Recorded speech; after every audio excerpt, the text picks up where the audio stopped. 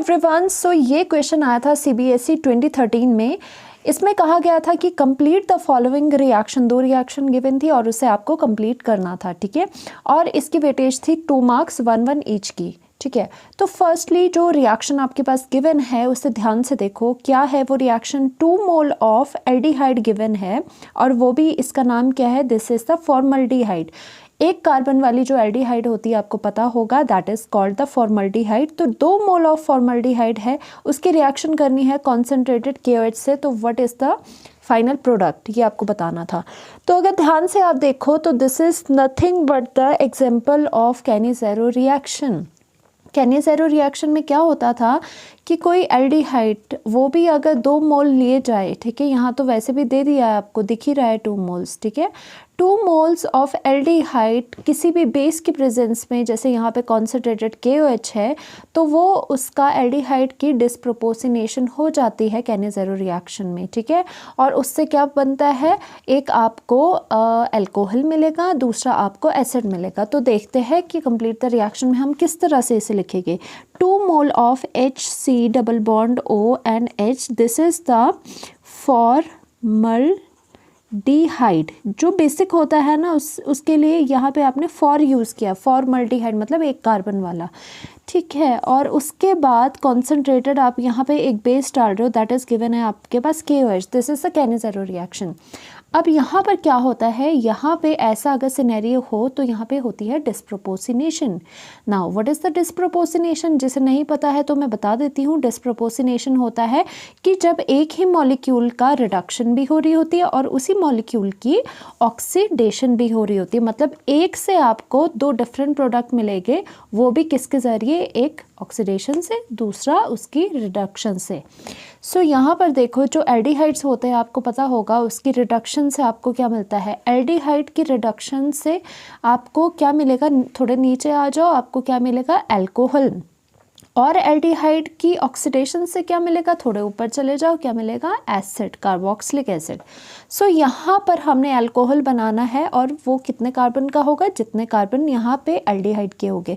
Carbon यहाँ पे aldehyde के है 1 कार्बन, तो आप अल्कोहल बनाओगे 1 कार्बन वाला। 1 कार्बन वाला अल्कोहल कैसे बनाओगे आप, C के साथ मैंने OH लगा दिया, बाकी मैंने वैलेंसीज यहाँ पर पूरी इसकी कर दी। And this is the myth, क्योंकि एक को आप मिथ बोलते हो, methanol, ol stands for the alcohol. And first की तो आपकी रिडक्शन हो गई, सेकंड की ऑक्सीडेशन होनी है और 1 कार्बन वाला एसिड बनाओ।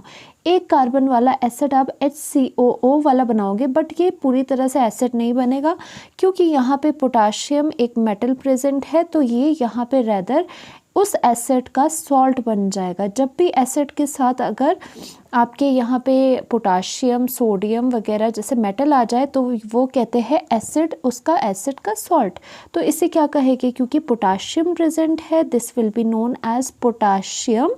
और फॉर्मेट, क्योंकि फॉर्मिक एसिड होनी थी, जब यहाँ पर हाइड्रोजन लगता तो पोटाशियम फॉर्मेट इसका नाम हो गया।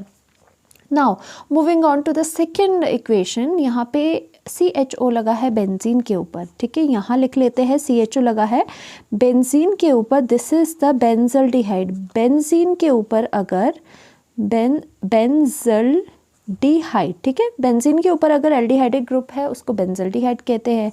नाउ कंडीशंस आपके पास है HNO3 and H2SO4 and given temperature है 273 एंड 283 केल्विन। नाउ ये तो बहुत ही इजी है, आपको पता होगा कि HNO3 एंड H2SO4 अगर साथ में गिवन हो हाई टेम्परेचर्स पे, वो क्या करवाते हैं, this will do the nitration. This is an example of the nitration. यहाँ पे नाइट्रेशन हो रही है। अब नाइट्रेशन क्या होता है, NO2 का लगना इज़ द नाइट्रेशन। और इसमें भी अब 2 चीज़ें आती है कि हमें डिपेंड करता है कि आपके पास ऊपर ये ग्रुप कौन सा गिवन है, वही डिसाइड करता है कि NO2 यहाँ लगेगा, ऑर्थो पे लगेगा, मेटा पे लगेगा या पैरा पे लगेगा। अब इसके लिए भी मैं बता देती हूँ आपको कि ऑर्थो मेटा पैरा क्या होते हैं। अगर ये हम एक ग्रुप ले ले, इसको फिक्स कर दे, तो इसके नेक्स्ट कार्बन को आप कहते हो ऑर्था, ऑर्थो, और उसके नेक्स्ट को कहते हो आप मेटा एंड उसके नेक्स्ट को आप कहते हो पैरा। अब क्या होता है कि जो ये CHO ग्रुप्स होते हैं, जैसे कार्बोनाइल ग्रुप्स है, जैसे एल्डिहाइड, कीटोन और एसिड्स हो गए, ये क्या होते हैं, ये होते हैं मेटा डायरेक्टर्स होते हैं ये। इसका मतलब जब नाइट्रेशन हो रही है, nitration is nothing but the addition of NO2 के लगने को हम नाइट्रेशन कहते हैं। और अगर CHO है यहाँ पे, CHO एक मेटा डायरेक्टर है, तो दैट मीन्स वो जो नाइट्रो ग्रुप आएगा वो उसको मेटा की तरफ को लगाएगा। एंड इसका नेम क्या पड़ गया आपका, इसका नेम पड़ गया मेटा नाइट्रो, की मेटा पर आपका नाइट्रो लगा है, बाकी क्या है, बाकी आपका एज इट इज़ बेंजल्डिहाइड लगा हुआ है। ठीक है, this is the meta nitro benzaldehyde. So thank you so much to like and subscribe.